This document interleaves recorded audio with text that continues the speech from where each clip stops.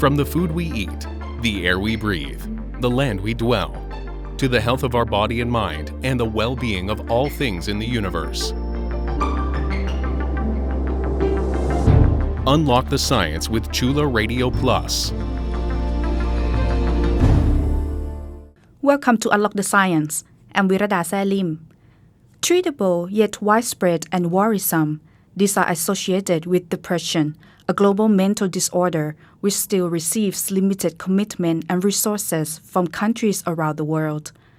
According to World Health Organization or WHO, depression, also known as major depressive disorder, is characterized by constant feeling of sadness and deprivation of interest or pleasure in activities that one normally finds enjoyable. Depressed people would experience a wide range of symptoms, which might include poor concentration, a strong sense of guilt, decreased self-esteem, despair about the future, thoughts of committing suicide, changes in sleep patterns, appetite or weight, and frequent fatigue. When a person is depressed, these symptoms would be present for most of his or her day over an extended period of time. To be diagnosed with depression, such symptoms must last at least for 2 weeks and result in drastic changes in personal performance and behavior at home, school, or work. WHO characterizes this mental disorder into mild, moderate, and severe, based on how many symptoms are present and how severely they are affecting a person's daily functioning. However, The Lancet, a well-respected independent international weekly medical journal, suggests that the current categorization of the severity of depression still needs further empirical evidence, as they are still believed to be generic and barely used in clinics around the world. You may be wondering what the difference between feeling sad and depression is. The American Psychiatric Association, a world-leading psychiatric organization, wrote that although depression involves sadness, both differ in many fundamental ways. For those who feel sad, their self-esteem is still maintained, but this is not the case for those with major depressive disorder. When depressed, the persons tend to be constantly haunted by a sense of worthlessness, thus giving rise to thoughts of suicide in order to cope with the suffering. For those who are saddened by dramatic life events such as the loss of their loved ones, the sorrow they experience often comes together with the happy moments they had shared with their beloved. By contrast, positive memories do not emerge when a person suffers depression. Having said that, WHO notes that people who have undergone traumatic life events such as unemployment or deprivation of their loved ones have a higher chance of developing depression. In addition, there is reportedly a relationship between depression and individual health. For instance, cardiovascular diseases might result in depression and vice versa. The American Psychiatric Association and The Lancet further specify several other roots of depression. Both attribute depression to some genetical factors. The American Psychiatric Association has said that if one identical twin develops depression, it is 70% more likely for the other twin to have the disorder at certain points of his or her life. On the other hand, The Lancet has pointed out that children whose parents suffer depression are at a higher risk of developing the disorder themselves. The American Psychiatric Association also links depression to personality and surroundings of the person. If a person has low self-esteem or usually feels pessimistic, or if the person is often subject to violence, neglect, abuse, or poverty, then depression is more likely to develop. Furthermore, The Lancet wrote that most adolescents and adults develop depression after going through other disorders in childhood, such as anxiety disorder, which is a mental health condition that causes people to react to certain things or situations with fear and apprehension. None of these factors can cause depression alone. A complicated interaction of social, psychological, and biological factors throughout different stages of life contributes to the development of this mental disorder. When talking about depression, Negative public attitudes like stigma and discrimination cannot be left out of the conversation. These include, but not limited to, the belief that the person is to be blamed for his or her own disorder, and that depressed people are unable to perform their daily roles and endure hardships in life. Also, part of the negative attitudes is hesitation to work or to get married with people suffering from depression. According to The Lancet, there has been limited evidence on major reduction in public stigma in recent decades. A study of American people from 1996 to 2006, which was published in JAMA Psychiatry, a monthly peer-reviewed medical journal, revealed that nearly 1 in 2 Americans were hesitant to closely work with depressed people, whereas more than a quarter associated them with violence. Another study from 1998 to 2008, carried out in the United Kingdom, also found consistent beliefs that depressed individuals were dangerous, that they were at fault for having the disorder, and that a full recovery was impossible. This study was published by Elsevier Ireland Limited, part of the Netherlands-based parent publisher Elsevier, dedicated to scientific, technical, and medical content. Unlike in several high-income countries, there are few long-term studies on public understanding of depression in low- and middle-income nations. However, cross-sectional studies in Brazil, China, and Ethiopia also show widespread stigma about depression. Talking to Unlock the Science reporter Ha Wong Mang about depression in the global and Thai context today is Assistant Professor Dr. Kullaya Pisitsungkagarn. Dr. Kullaya is a clinical psychologist and lecturer at Faculty of Psychology, Chulalongkorn University. She has been offering support and treatment to patients suffering from mental health issues for more than a decade. Past 2 decades, more and more people around the world have been recorded to have depression. So what are the main reasons behind such a trend? There are various factors that definitely, if we talk about the world, things have been changing quite rapidly during the past 2 decades, and definitely there are more pressures that people have to get through, changes that happen, and sometimes it's hard to catch up with everything. Communication helps, but at the same time, the online communication make you see and recognize that people are moving forward, and sometimes you feel a little bit left behind. The vulnerability become more increased if we talk about the situational factor. If you consume the social media in ways that maybe make things too pressuring, or perhaps not exactly recognizing that sometimes the social media capture special moments in people's life, and you assume that, wow, look at them, they have wonderful life all the way through, and compare with my life, mine is quite very bland. In that case, if you're not aware of the contextual factors, that this might be some of the special occasion, and it's not that everyone gonna be super happy. At the same time, I would think as well that the point that we recognize and see more prevalence of depression come from the fact that people become more aware and recognize that this is something that we need to be concerned. I came across more clients who have good knowledge about depression. They want to check and see if this is something that they're experiencing. That's why they come to the service. And I would say as well that more awareness leads to more recognition and more preference also. So you could see that as another pros, but at the same time, it doesn't mean that this is just something to get used to. This is something that we need to be aware of, definitely. Why do more women suffer from depression than men?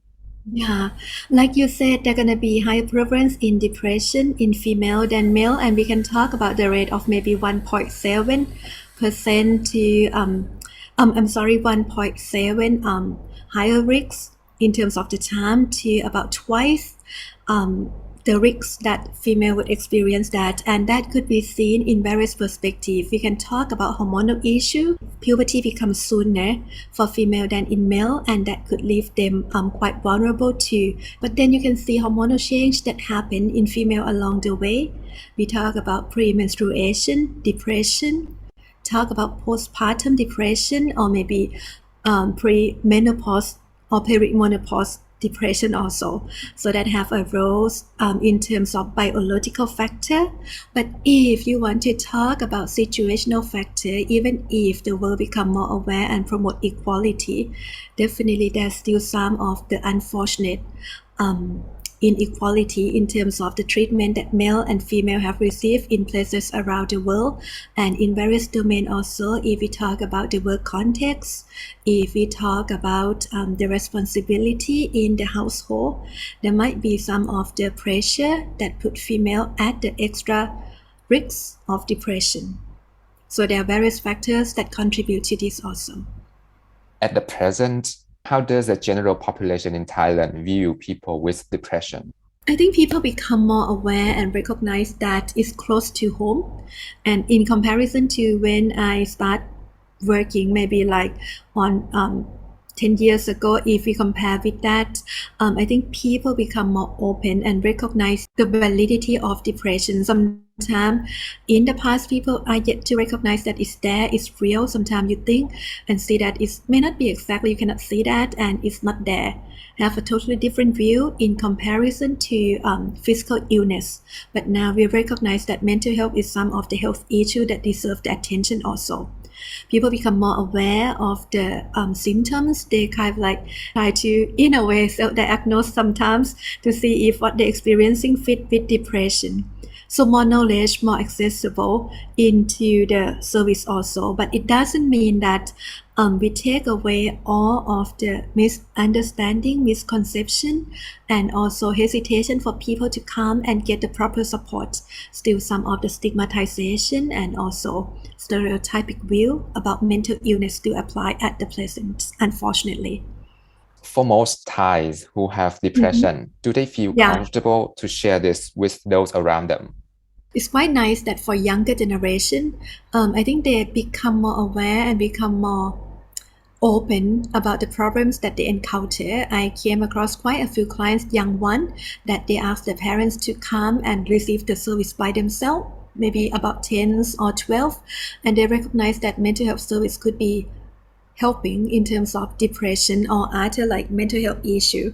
And I think it depends on the person, but what would be happening is a lot of the time when you have depression, things would look quite gloomy. Your perspective going to be quite unfortunately dark, and you have quite a negative view about yourself, about the future, and that might lead some of the people who are experiencing depression at the time feel hesitant or visualize that change going to be happening. So I would say that it might not be just about stigmatization or stereotyping alone that prevent people from coming to get the service. The depression itself sometimes help them become not as encouraged to do so. For these depressed people, could they seek help and treatment easily? I think it depends on the person. It depends on the access of the service that they have. At university, we try to provide support into that. We have services in the public hospital and private hospital alike, but it's still some of like definitely demand for more service I would reckon, and also a proper assessment so that people recognize that this is depression that they're trying to deal with, because there can be some overlap of other symptoms that need to be clarified also. What are those symptoms? What else, for example, it's going to be quite different if you talk about major depressive disorder, if you talk about depression as we normally talk about. But when it become added and escalated into bipolar disorder, if there going to be some of the time that the mood become elevated, not just depressed mood alone, the treatment as well as the course of support going to be quite different. The manifestation, the way that you understand that would be quite different. And anxiety would be quite a link to depression, and even if it may not be overlap, sometimes substance abuse is used in support for the coping, and that can add up to the difficulties that people have to handle with if not depression alone.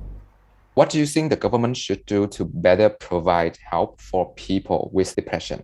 I think the recognition that it's there, it is something to work with. people talk about that. But to obtain better understanding about depression per se, I don't think everyone have a similar access into that information. And also, I think it would be very helpful also if you could provide information for people who are significant others, the caregivers, or maybe just peers, what they could do in order to support friends who might be experiencing depression at that time. I think it would be just for the individuals who at a certain time in their life might come across depression, but also for their significant others, if those could be supported, also know what to do, that would be very helpful. That is Unlock the Science reporter Hawang Mang talking to Assistant Professor Dr. Kullaya Pisitsungkagarn of Faculty of Psychology, Chulalongkorn University. We will take a short break now. You are listening to Unlock the Science on Chula Radio Plus. In 2019, Global Health Data Exchange, the world's most exhaustive health database located in the United States, recorded 280 million people who suffered from depression around the world, which showed a growth of 100 million compared to incidents recorded about 30 years ago in 1990.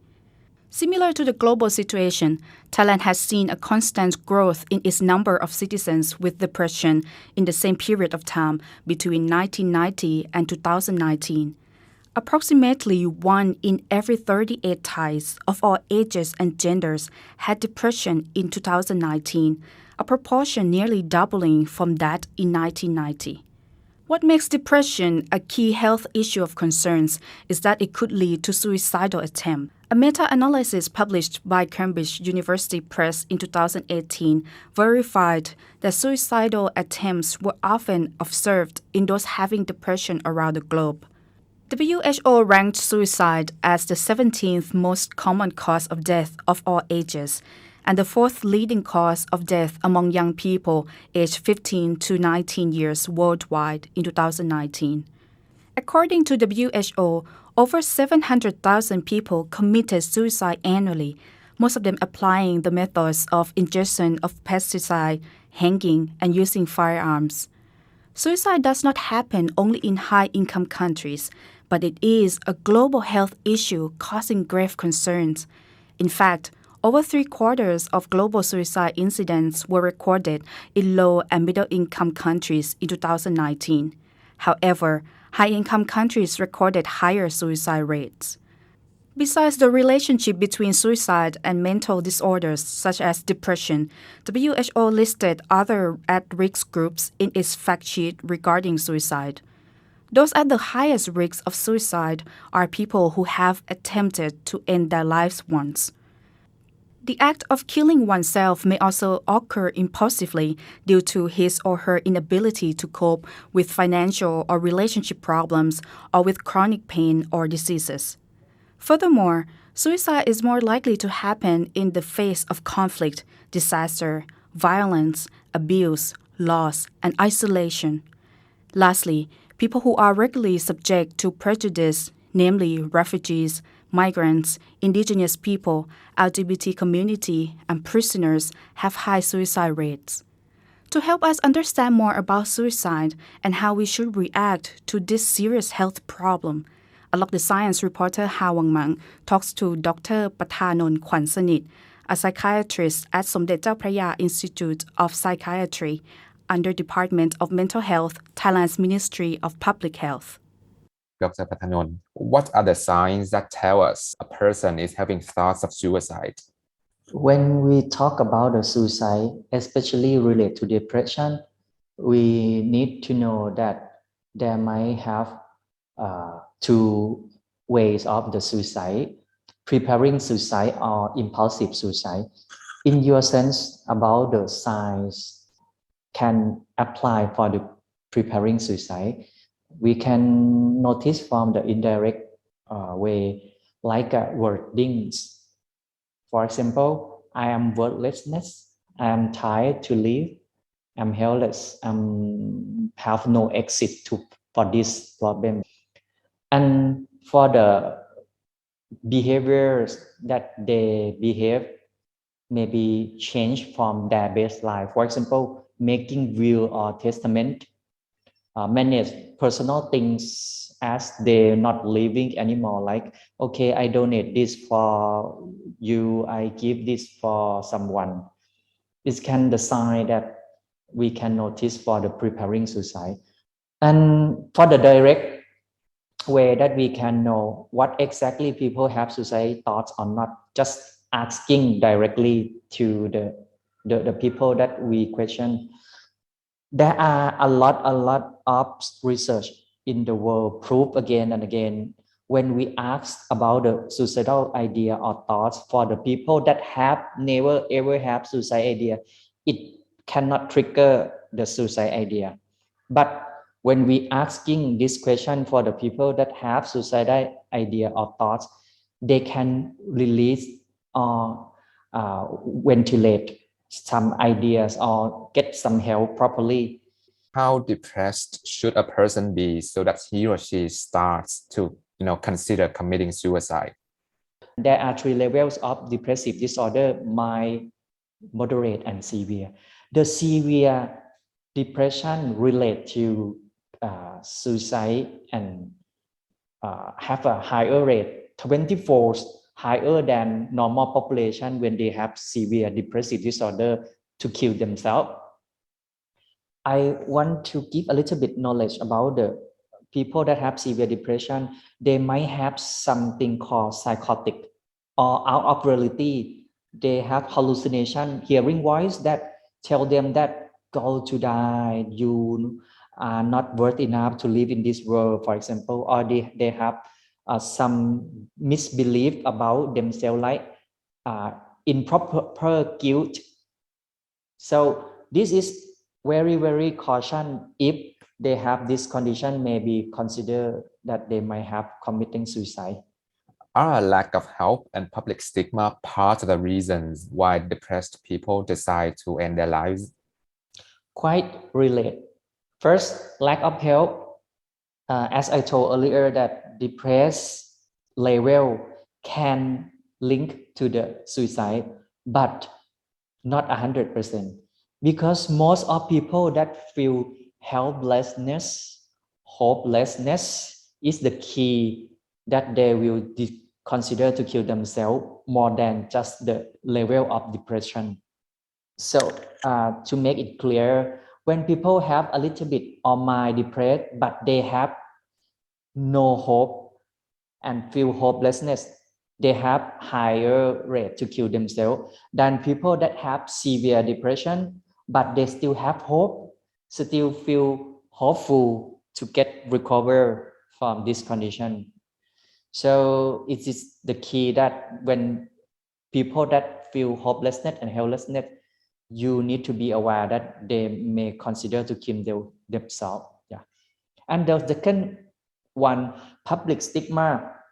Okay, I can say that when people have want to kill themselves, they might have hesitate, and they might think, oh, I need to get the formal help from the healthcare system or not. So public stigma is the barricade for this, because they might think that, oh, I might found some bad reaction from people around them when they admit themselves that they have depression or mental health problem, especially when they want to get help from the public health sector. We need to aware that not everyone in Thailand can reach the private health sector, like a private hospital, to get the proper help. So the stigma is just the one important thing that we need to continue to solve in Thailand. What should we do when we realize that someone close to us is having thoughts of suicide? It is very important for this talk today, and I want to emphasize that the attitude is the key. So if you want to help someone around you, close to you, you need to aware of attitude of yourself. First, depression is a disease. It's not weakness. It's not overthinking pattern of people. After we aware the attitude of ourselves, then we need to educate ourselves by many sources in the internet. you can search a lot of data that educate yourself about what depression is. And then you need to start to approach the people that have suicide thoughts by non-judgmental attitude and empathic listening. Try to wear their shoes. And then you can show how you care and how you support by non-verbal and verbal language. Then the very important step, taking or suggest them to get proper help, like a nearest hospital or clinic for get the treatment. After they get the treatment from the depression and suicide idea is gone, should keep them to get the normal activities or function that they have before, like a sleep wake cycle, exercise, work function. For the high risk people of suicide, you need to close monitoring them 1-to-1 24 hours, which is maybe impossible. So need to call to the hospital or the nearest health institution that you can take them to get the treatment. Dr. Kullaya said a lack of well-trained mental health personnel in Thailand makes it difficult to educate people about depression or to offer support to patients nationwide. As for public stigma regarding people suffering from depression, Dr. Patanon believed this can be better handled with more cooperation from different stakeholders such as media, healthcare workers, and non-governmental organizations. Dr. Patanon also shared with Unlock the Science that the idea of avoiding asking a person about his or her suicidal intention is no longer the case. If we think someone close to us is having thoughts of suicide, we can ask them directly regarding their intention. However, we should be careful with the way we phrase our words. Despite the increase in number of countries putting in place their suicide prevention policies, WHO expresses its concern as such number is still far from enough and urges governments' commitment to establishing their prevention strategies. Unlock the Science would like to thank Assistant Professor Dr. Kullaya Pisitsungkagarn, clinical psychologist and lecturer at Faculty of Psychology, Chulalongkorn University, and Dr. Patanon Kwansanit, psychiatrist from Somdet Chaopraya Institute of Psychiatry under Department of Mental Health, Thailand's Ministry of Public Health. I hope you enjoy our program. You can listen to Unlock the Science on Chula Radio Plus at FM 101.5 every Saturday from 1 p.m. to 1:30 p.m. You can also listen and follow us on our website curadio.chula.ac.th and our Facebook page. Our show is also accessible as podcasts, including on Apple and Spotify. See you again next Saturday. Have a nice day.